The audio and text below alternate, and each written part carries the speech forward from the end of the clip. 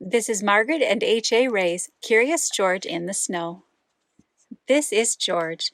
George was a good little monkey and always very curious. One cold day, George went to a winter sports competition with his friend, the man with the yellow hat. They were outside all morning and wanted to warm up with a hot drink. At the ski lodge on the top of the mountain, the man said, "George, why don't you wait at this table while I'll get some hot chocolate? I'll be right back, so don't get into any trouble." George liked being on top of the mountain. There was so much to see. Why, there was something interesting. George thought it looked like a spaceship. He was curious. What was a spaceship doing on a mountain? George forgot all about waiting for the hot chocolate and climbed in. A man in a racing suit saw him and said, "What are you doing in my sled?"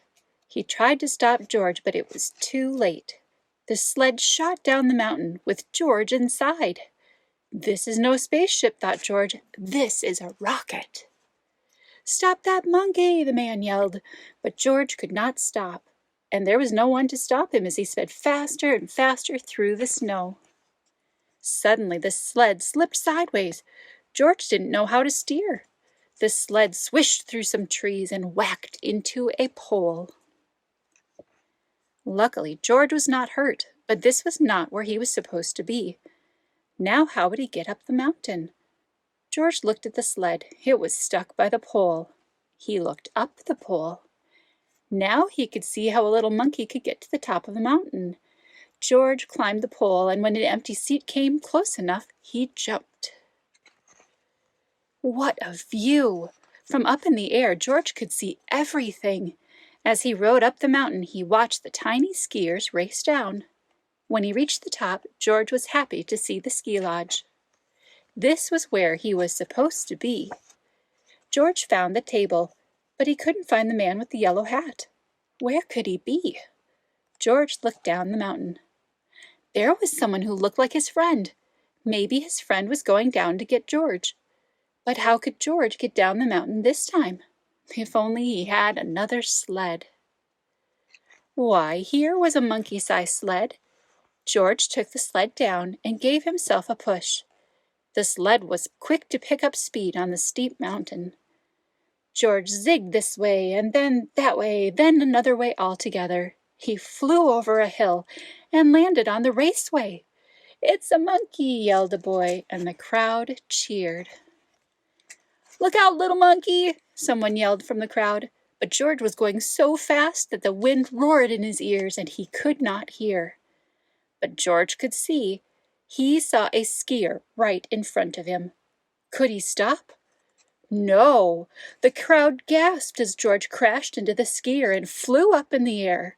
The skier went tumbling and his ski snapped right in half. When George came down, he landed on the broken ski and kept going. The crowd was amazed. "What is he doing?" they asked. "Is he skiing? Is he sledding?" "He's surfing in the snow," said a boy.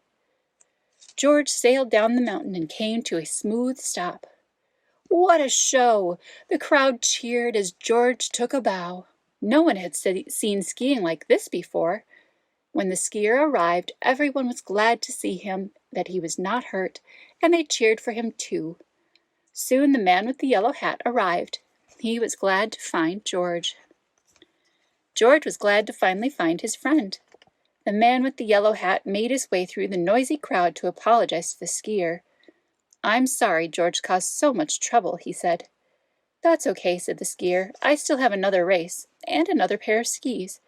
And then he said, "That was some skiing, George." Later that day, the skier raced again and won. It was a new record. The crowd went wild. They were still cheering when the skier found George at the finish line. "Thanks to you, George, this big crowd stayed to cheer me on," he said. "I couldn't have won without them, or you."